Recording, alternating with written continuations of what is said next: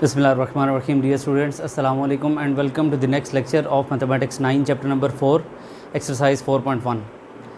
देखिए आज के इस टॉपिक में हम जैसा कि प्रीवियस लेक्चर्स में हम ये जान चुके हैं कि अलजेब्राइक एक्सप्रेशन क्या होता है, उसकी दो टाइप्स यानी पोलिनोमियल और रैशनल एक्सप्रेशन हम किसे बोलते हैं, और कोई एक्सप्रेशन पोलिनोमियल है या नहीं है, या रैशनल एक्सप्रेशन बनता है या नहीं बनता। ये तमाम बातें समझ लेने के बाद आज हम प्रॉपर्टीज़ ऑफ रैशनल एक्सप्रेशन उसको अंडरस्टैंड करने की कोशिश करेंगे, प्रॉपर्टीज़ ऑफ रैशनल एक्सप्रेशन।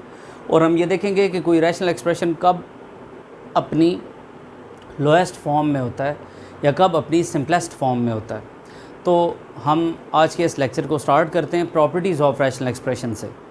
देखिए तो प्रॉपर्टीज़ ऑफ रैशनल एक्सप्रेशन की बात करते हैं। P of x, Q of x, S of x और आर ऑफ एक्स, सपोज़ कर लें कि ये 4 पोलिनोमियल्स हैं। पोलिनोमियल हम लास्ट लेक्चर में पढ़ चुके हैं कि वो क्या होते हैं। P of X by Q of X यानी ये एक रैशनल एक्सप्रेशन है, यानी आप जानते हैं रैशनल एक्सप्रेशन क्या होता है, पोलिनोमियल ओवर पोलिनोमियल को हम रैशनल एक्सप्रेशन बोलते हैं। P of X by Q of X rational expression किसी दूसरे rational expression R of X by S of X के सिर्फ़ और सिर्फ तब इक्वल होता है। आई डबल एफ का मतलब है इफ़ एंड ओनली इफ़, यानी इक्वालिटी ऑफ रैशनल एक्सप्रेशंस तब होल्ड करती है कि जब इनका क्रॉस प्रोडक्ट और इनका प्रोडक्ट आपस में इक्वल हो। यानी अगर ये बात होल्ड करती है तो इसको होल्ड करना चाहिए, और अगर ये ट्रू है तो फिर इसको होल्ड करना चाहिए। ये फर्स्ट प्रॉपर्टी है जो रैशनल एक्सप्रेशंस सेटिस्फाई करते हैं। अब अगर हम इसको देखें, इस प्रॉपर्टी को हम बोलते हैं इक्वालिटी प्रॉपर्टी। अब हम इस प्रॉपर्टी पर आएँ तो अगर कोई पोलिनोमियल के टाइम्स यानी किसी मल्टीपल में लिखा जा सके और डिनोमिनेटर में कोई दूसरा पोलिनोमियल भी किसी मल्टीपल में लिखा जा सके, मिसाल के तौर पर हम इस पोलिनोमियल में से 2 कॉमन ले सकें और इस पोलिनोमियल में से भी 2 कॉमन ले सकें, तो उसको हम कैंसिल आउट कर सकते हैं। यानी यहाँ पर प्रोडक्ट आ रहा होना चाहिए, तो फिर ये कैंसिलेशन होल्ड करती है और p of x by q of x answer आ जाएगा। इस प्रॉपर्टी को बोला जाता है कैंसिलेशन प्रॉपर्टी। मज़ीद इसमें ये देखिए कि ये x और x ऐसे नहीं है कि ये p इंटू एक्स और ये q इंटू एक्स है और कोई स्टूडेंट इस x को इस x से काट दे, ऐसा नहीं पॉसिबल। ये p ऑफ x है जिससे मुराद है polynomial in the variable x, और ये q ऑफ x है polynomial in the variable x। तो अब ये k इस k से कट सकता है, ये x x से नहीं कट सकता। सो ये पोलिनोमियल में आप ये कैंसिलेशन प्रॉपर्टी यानी कॉमन फैक्टर अगर कोई आ रहे होंगे तो उन्हें आप कैंसिल आउट करना चाहो तो आप कर सकते हो, लेकिन ये है कि यहाँ पर भी प्रोडक्ट आना चाहिए और यहाँ पर भी प्रोडक्ट आना चाहिए, तो फिर आप कैंसिलेशन प्रॉपर्टी को यूज़ कर सकते हो। नेक्स्ट है कि अगर 2 रैशनल फ्रैक्शंस आपस में आप ऐड करना चाहते हो तो फिर आप उसके लिए LCM लोगे। यानी ये जिस तरह से हमने LCM लिया, ये आपने छोटी क्लासेस में लेना सीखा हुआ है, इसको हम कहते हैं एडिशन प्रॉपर्टी। और उसके बाद अगर 2 रैशनल एक्सप्रेशंस माइनस हो रहे हैं तो अगेन इनको सब्ट्रैक्ट करने के लिए ये LCM लिया जाएगा, सब्ट्रैक्शन प्रॉपर्टी है। नेक्स्ट है कि अगर 2 रैशनल फ्रैक्शंस आपस में मल्टीप्लाई हो रही हैं तो इनको मल्टीप्लाई करने के लिए न्यूमरेटर आपस में मल्टीप्लाई कर देंगे और डिनोमिनेटर्स आपस में मल्टीप्लाई कर देंगे। लेकिन ऐसा नहीं होगा कि इस केस में भी आप LCM लेना स्टार्ट कर दें, यानी प्रोडक्ट के केस में न्यूमरेटर आपस में और डिनोमिनेटर आपस में मल्टीप्लाई हो जाएंगे और आपके पास जो भी आंसर आ रहा होगा आप उस आंसर को लिख देंगे। देखिए नेक्स्ट प्रॉपर्टी है कि अगर 2 रैशनल फ्रैक्शंस डिवाइड हो रही हैं तो आप जानते हैं कि डिवाइड को मल्टीप्लाई कर देंगे और इसका रेसिप्रोकल ले लेंगे, और उसके बाद मल्टीप्लिकेशन वैसी होगी कि न्यूमरेटर आपस में और डिनोमिनेटर आपस में मल्टीप्लाई हो जाएंगे। तो ये डिवीजन को आप इस तरह से परफॉर्म कर रहे होंगे कि जिस क्वेश्चन में अगर आपको कह दिया जाता है कि आप 2 रैशनल फ्रैक्शंस की डिवीजन को परफॉर्म करें तो आप फिर ये टेक्निक यूज़ कर रहे होंगे। नेक्स्ट प्रॉपर्टी है 7th property, that is additive inverse of a rational fraction. Rational fraction कोई भी फ्रैक्शन है, मसलन x minus 1 by 2x plus 3, ये एक रैशनल फ्रैक्शन है। इसका एडिटिव इन्वर्स क्या होगा? Minus times the same fraction. अच्छा, अब इसमें ये माइनस जो है ये सिर्फ न्यूमरेटर के साथ होगा या ओवरऑल इस फ्रैक्शन के नेगेटिव होने को डिनोट कर रहा है? ऐसा नहीं है कि आप माइनस को इधर भी लगा दें और माइनस को इधर भी लगा दें, ऐसा नहीं होगा। माइनस किसी एक जगह पर या तो ऊपर या नीचे, या ओवरऑल इसका मतलब ये होता है कि हमारे पास ये सारी फ्रैक्शन नेगेटिव है, तो माइनस को आप इधर सेंटर में भी लगा सकते हैं। अच्छा, नेक्स्ट है जी last property, 8th property, that is multiplicative inverse of a rational fraction. Rational fraction p of x by q of x का मल्टीप्लिकेटिव इन्वर्स इसी का रेसिप्रोकल होता है, यानी इन दोनों को जब मल्टीप्लाई करते हैं तो ये पोलिनोमियल्स आपस में कैंसिल हो जाते हैं और ये पोलिनोमियल्स आपस में कैंसिल हो जाते हैं और रिजल्ट 1 के इक्वल आ जाता है। एंड पर ये कंडीशन इम्पोज कर रहा है कि पी ऑफ एक्स को भी ज़ीरो के इक्वल नहीं होना चाहिए और क्यू ऑफ एक्स को भी ज़ीरो के इक्वल नहीं होना चाहिए, यानी अगर यहाँ पर ज़ीरो आ जाए डिनोमिनेटर में तो ये फ्रैक्शन भी अनडिफाइंड है, और अगर क्योंकि पी ऑफ एक्स अब डिनोमिनेटर में आ रहा है तो अगर ये ज़ीरो हो जाए तो ये फ्रैक्शन भी अनडिफाइंड है, लिहाजा डिनोमिनेटर्स को ज़ीरो ना होने के लिए ये कंडीशन इम्पोज जस्ट की जा रही है। तो आई थिंक कि आपको ये 8 प्रॉपर्टीज़ क्लियर हैं। अब हम ये देख लेते हैं कि रैशनल एक्सप्रेशन अपनी सिंपलेस्ट और लोएस्ट फॉर्म में कब कहलाता है, और उसके बाद फिर हम उसके रेलिवेंट क्वेश्चन एक्सरसाइज में स्टार्ट कर लेते हैं। देखिए अब हमने ये पढ़ना है कि रैशनल एक्सप्रेशन अपनी लोएस्ट फॉर्म में कब कहलाएगी। फ़र्ज़ कर लें आपके पास एक फ्रैक्शन है, ये कोई फ्रैक्शन है, तो आप क्लियरली ये देख रहे हैं कि न्यूमरेटर भी एक पोलिनोमियल है और डिनोमिनेटर भी एक पोलिनोमियल है। आपने क्या करना है कि इनको फैक्टराइज़ कर देना है मैक्सिमम हद तक। अगर आप इसको देखें तो इसके फैक्टर बनेंगे 2 × 3 और इसके फैक्टर बनेंगे x+1 और x-1। इसके अगर आप देखें तो फैक्टर बनेंगे 2 × 3 × 3 और इसके फैक्टर बनेंगे x² + 1 x² - 1। अभी हम इसको भी फर्दर फैक्टराइज़ कर सकते हैं, तो इसके फैक्टर मज़ीद अगर आप देखिए तो ये बनेंगे। तो अब आप देख रहे हैं कि आपने अपने रैशनल फ्रैक्शन को फैक्टराइज़ कर लिया। अब फैक्टराइज़ हो जाने के बाद आप देख रहे हैं कि थ्रू आउट न्यूमरेटर में भी प्रोडक्ट इन्वॉल्व हो रहा है और डिनोमिनेटर में भी थ्रू आउट प्रोडक्ट इन्वॉल्व हो रहा है। अब आपने ये देखना है कि ये रैशनल एक्सप्रेशन अपनी लोएस्ट और सिंपलेस्ट फॉर्म में है या नहीं है। तो उसमें आपने ये देखना होगा कि न्यूमरेटर में और डिनोमिनेटर में हाईएस्ट कॉमन फैक्टर 1 होना चाहिए, यानी कॉमन फैक्टर 1 के अलावा कुछ भी ना हो। तो अभी आप देख रहे हैं कि ये कॉमन फैक्टर दोनों में 2 आ रहा है, आप इसको कैंसिलेशन प्रॉपर्टी के कोरस्पॉन्डिंग कैंसिल कर दें। आप देख रहे हैं 3 और 3 कॉमन फैक्टर आ रहे हैं, कैंसिलेशन प्रॉपर्टी से कैंसिल कर दें। आप x+1 और x+1 को देख रहे हैं, कॉमन फैक्टर आ रहा है, इसे भी कैंसिल कर दें। x-1 कॉमन फैक्टर आ रहा है, इसे भी कैंसिल कर दें। अब आप देखिए तो न्यूमरेटर में आपके पास 1 बचता है और डिनोमिनेटर में आपके पास 3 × x² + 1 बचता है। तो इसमें अब आप देख रहे हैं कि हम 3 को 1 × 3 लिख सकते हैं। अब अगर देखें तो इसमें और इसमें highest common factor other than 1 और कुछ भी नहीं आ रहा। सो कॉमन फैक्टर इनमें जब यानी HCF जब इनका 1 हो जाएगा, न्यूमरेटर और डिनोमिनेटर का जब HCF 1 हो जाएगा, तो उस वक्त ये दोनों फ्रैक्शन अपनी लोएस्ट और सिंपलेस्ट फॉर्म में कन्वर्ट हो जाएगी। मिसाल के तौर पर मैं आपसे कहता हूँ कि अगर एक फ्रैक्शन लिखी हुई है 2x + 1 / 3x² + 1, तो अब इसमें आप देख रहे हैं कि इनमें कोई भी कॉमन फैक्टर नहीं आ रहा। आप इसको भी फैक्टराइज़ फर्दर नहीं कर सकते और इसको भी फैक्टराइज़ नहीं कर सकते। सिमिलरली आप 2 और 1 को भी फैक्टराइज़ नहीं कर सकते। तो इनका हाईएस्ट कॉमन फैक्टर इस वक्त 1 है। कैसे कि अगर आप इसको भी × 1 लिख दें और इसको भी × 1 लिख दें, तो अब कॉमन फैक्टर सबसे जो बड़ा कॉमन फैक्टर है वो 1 है, इसके अलावा और कुछ भी इनमें कॉमन नहीं है।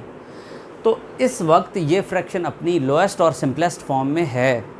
तो इस तरह हमने जब भी हमें वो क्वेश्चन में कहेगा कि सिंप्लीफाई द गिवन एक्सप्रेशन, तो आपने गिवन रैशनल एक्सप्रेशन को सिंप्लीफाई कैसे करना है कि आपने न्यूमरेटर को भी फैक्टराइज़ कर लेना है, डिनोमिनेटर को भी कम्प्लीटली फैक्टराइज़ कर लेना है, और फिर ये देखना है कि न्यूमरेटर और डिनोमिनेटर में कौन कौन से कॉमन फैक्टर्स आ रहे हैं, आपने उनको कैंसिल आउट करवा देना है, और जो रिजल्टिंग रैशनल एक्सप्रेशन बच जाएगा वो अपनी लोएस्ट और सिंपलेस्ट फॉर्म में होगा।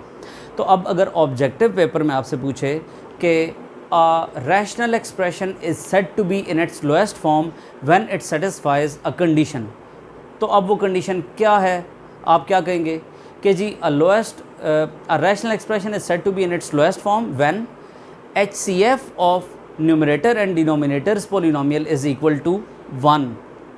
तो अगर ये ब्लैंक में आ जाए या MCQs में आ जाए तो आपको ये आना चाहिए।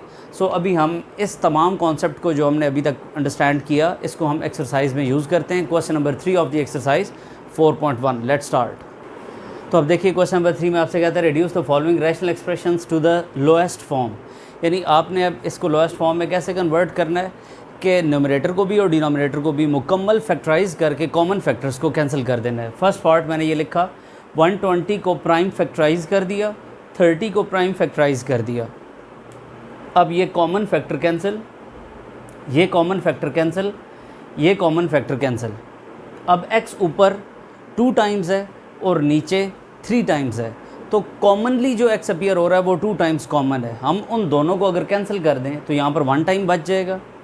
ऊपर y 3 टाइम्स है और नीचे y 1 टाइम है, तो एक मरतबा कॉमन है वो कैंसिल आउट हो जाएगा। अब इधर y² बच जाएगा। इधर अगर हम देखें तो जी स्केयर और इधर जी 5, यानी ऊपर 5 टाइम्स है और नीचे 2 टाइम्स है, तो कॉमनली अपीयर हो रहा जी 2 टाइम्स है न्यूमरेटर और डिनोमिनेटर में, तो ये कैंसिल हो जाएगा इससे और यहाँ पर 3 टाइम्स बच जाएगा। अब जो कुछ रिमाइंडर है उसको लिखते हैं। देखिए 2 × 2 ये आ जाएगा 4, ये सारा कैंसिल आउट हो गया था, तो ये वाई स्केयर और जी क्यूब डिवाइडेड बाय एक एक्स डिनोमिनेटर में बच रहा है, तो आपके पास ये आंसर आ रहा है। अब अगर आप इस पार्ट की तरफ आइए तो आप इसको फैक्टराइज कर दें, 2 × 2 × 2 ए x plus 1 divided by 2 × x square minus 1 को आप एक्स स्केयर माइनस 1 स्केयर लिख सकते हो, और ए स्केयर माइनस बी स्केयर का फार्मूला ए प्लस बी ए माइनस बी लगाते हुए इसे आप एक्स प्लस 1 × एक्स माइनस 1 लिख सकते हो। तो x plus one common factor है, कैंसिल कर दें, 2 और 2 कॉमन फैक्टर है, कैंसिल कर दें। मज़ीद कुछ भी कॉमन नहीं आता तो आप इसे लिख दें 2 × 2 = 4 ए डिवाइडेड बाय एक्स माइनस 1। तो ये अब इसमें और इसमें यानी न्यूमरेटर और डिनोमिनेटर के पॉलिनोमियल में कुछ भी फर्दर कॉमन नहीं है, तो ये अपनी लोएस्ट और सिंपलेस्ट फॉर्म में कन्वर्ट हो चुका है। अब हम इसको देखें तो इसको फैक्टराइज सबसे पहले करना है आपने। फैक्टराइज करने के लिए तो ये आएगा X square plus 2xy plus Y square, यानी a plus B whole square equal to A square plus 2ab plus B square के फार्मूला से लिखा, और माइनस 4xy ऐसे ही आएगा डिवाइडेड बाय ये ऑलरेडी फैक्टराइज हुआ है। कैसे कि x minus Y whole square का मतलब है x minus Y into X minus Y, 2 factors repeat हो रहे हैं। लाइक मैं आपसे कहूँ 25 के फैक्टर बनाए तो आप 5 स्केयर बनाएंगे, यानी 5 × 5। अगर मैं आपसे कहूँ 49 के फैक्टर बनाए आप 7 स्केयर बनाएंगे, 7 × 7। तो ये अगर होल स्केयर लिखा हुआ है तो समझिए ये फैक्टर अपने आप से 2 मरतबा मल्टीप्लाई हो रहा है, तो ये ऑलरेडी फैक्टराइज हुआ है। इसको आपने एक्सपैंड नहीं कर देना कि कहीं जी मैंने नीचे ए माइनस बी होल स्केयर का फार्मूला खोल दिया, ऐसा नहीं होगा। आप इसको फैक्टराइज ही रहने देंगे, जबकि इसको फैक्टराइज करना था। और याद रखिए कि जब प्लस या माइनस बीच में आ रहा होता है तो फिर ये फैक्टराइज्ड फॉर्म में नहीं होता। तो आप पहले से फैक्टराइज करना चाहोगे, इसको आप अगर रीअरेंज कर लो तो आप plus 2xy minus 4xy plus Y square ये लिख दोगे। आपने वाई स्केयर इधर और ये इस तरफ लिख दिया, ऐसे कोई फ़र्क नहीं पड़ता। अब आप देखिए कि plus 2xy minus 4xy minus 2xy होते हैं।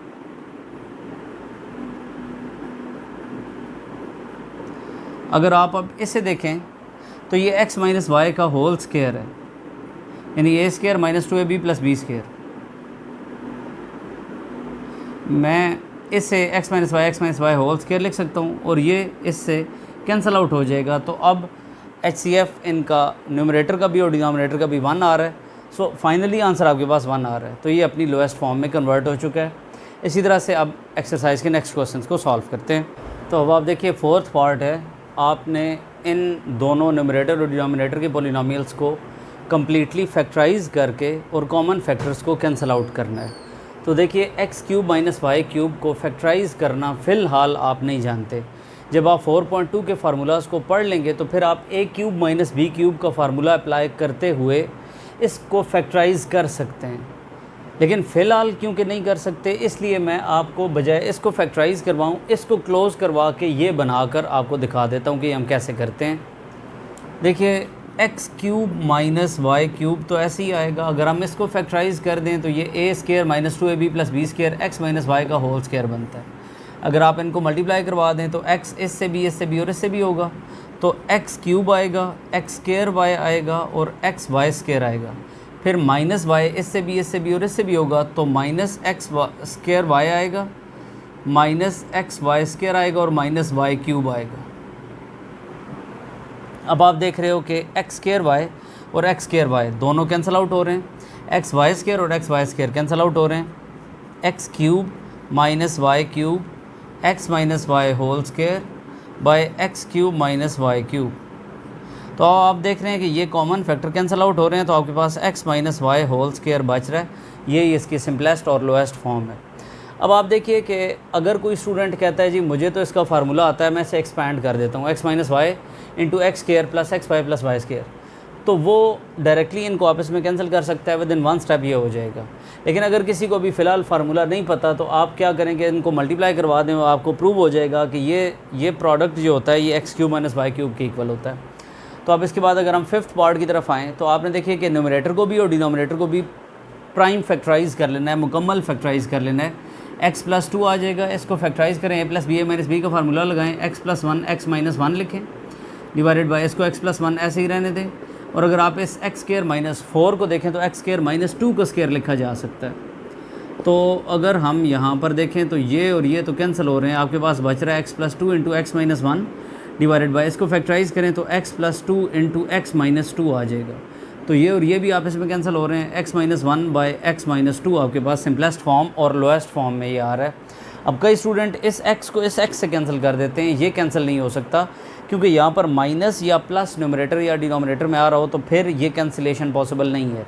ये याद रखिएगा कि होल फैक्टर अगर कोई कॉमन आ रहा है, पूरा फैक्टर किसी फैक्टर से कैंसिल करना चाहें तो हो सकता है, लेकिन इंडिविजुअली एक टर्म किसी टर्म से कैंसिल करना चाहें तो ये कैंसिलेशन पॉसिबल नहीं होती है। तो फैक्टर फैक्टर से कैंसिल हो सकता है, टर्म टर्म से कैंसिल नहीं हो सकती। इस कॉन्सेप्ट को माइंड में रखेंगे। अब हम इस तरफ आते हैं तो देखिए कि इसको मैं ए स्क्वायर माइनस यानी x square minus 2 into x into 2 plus 2 का स्क्वायर कह सकता हूँ, और इसमें से अगर मैं 2 कॉमन लूँ तो एक्स स्क्वायर माइनस 4 आ जाएगा। मैं इस पर a minus B whole square का फार्मूला लगाऊँ तो एक्स माइनस 2 होल स्क्वायर बनेगा, जबकि इससे मैं एक्स स्क्वायर माइनस 2 स्क्वायर कहने के बाद एक्स प्लस 2 एक्स माइनस 2 लिख सकता हूँ। तो x minus 2 whole square by 2 into x plus 2 X minus 2 लिख दिया जाएगा। एक्स माइनस 2 इससे 1 टाइम कैंसिल हो जाएगा, तो x minus 2 divided by 2 into x plus 2 answer आ रहा है। अब अगर कोई इस 2 को इस 2 से काट दे या इस x को इस x से काट दे तो ये कैंसिलेशन पॉसिबल नहीं है। फर्दर ये सिंप्लीफाई नहीं हो सकता क्योंकि न्यूमरेटर और डिनोमिनेटर दोनों का HCF 1 के इक्वल आ चुका है। तो आई थिंक कि आपको ये ओवरऑल सारे कॉन्सेप्ट्स क्लियर हो रहे हैं। अब हम इसके नेक्स्ट रिमेनिंग जो पार्ट्स क्वेश्चन नंबर 3 के रह गए उनको सॉल्व करते हैं। तो अब आप इसके 7 पार्ट पर आइए। तो देखिए आपने न्यूमरेटर को भी और डिनोमिनेटर को भी मुकम्मल फैक्टराइज कर देना है और कॉमन फैक्टर्स को कैंसिल आउट कर देना है और सिंपलेस्ट फॉर्म में कन्वर्ट कर लेना है अपने रैशनल एक्सप्रेशन को। तो अब आप देखिए तो 64 इन दोनों में से कॉमन आता है, 64 को कॉमन ले लें। x5 और x1 में कॉमनली x 1 टाइम आ रहा है तो आप x 1 टाइम कॉमन ले लें। अब 5 टाइम्स x में से 1 टाइम चला जाए तो 4 टाइम्स पीछे बच जाएगा, x 4 आ जाएगा, माइनस की जगह माइनस 64x जब कॉमन चला जाएगा तो पीछे 1 रह जाएगा। आप इसको वापस मल्टीप्लाई करके चेक करें, 64x इंटू एक्स 4, ये 64 1 ज़ार 64 हो जाएगा, x1 into x 4 x power 5 आ जाएगा। 64x को 1 से मल्टीप्लाई करें 64x आएगा, माइनस की जगह माइनस आ जाएगा। इट मीन्स कि आप इसको फैक्टराइज इस तरह से कर सकते हैं।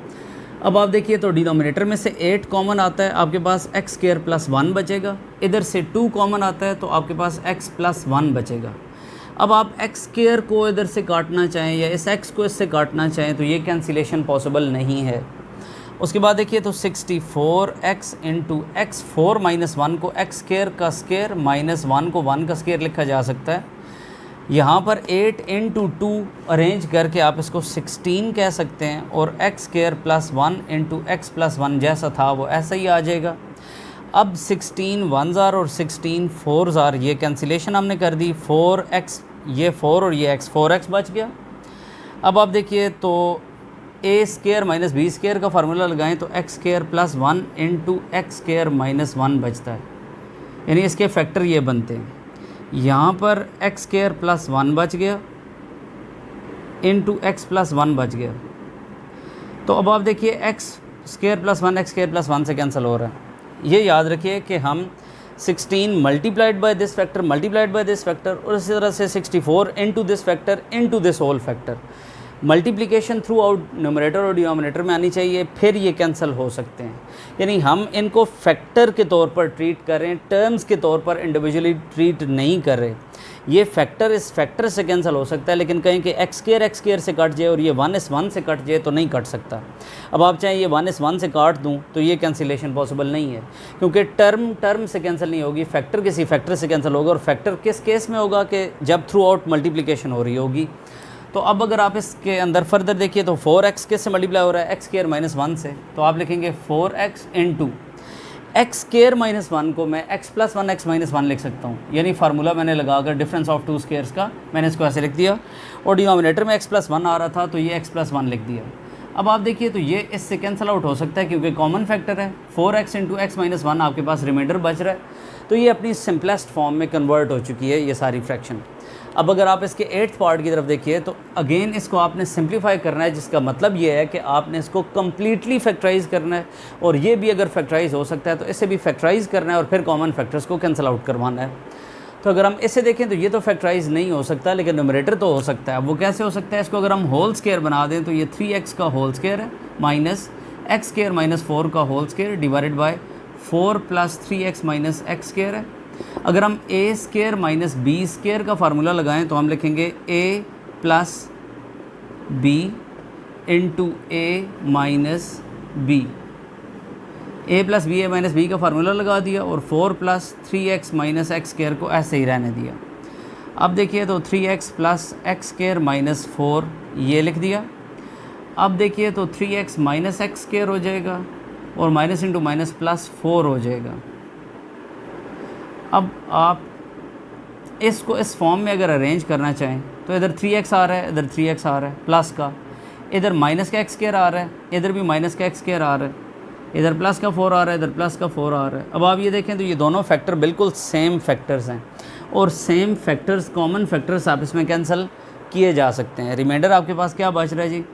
3x plus x square minus 4। तो यही आपके पास सिंपलेस्ट फॉर्म में आंसर आ रहा है।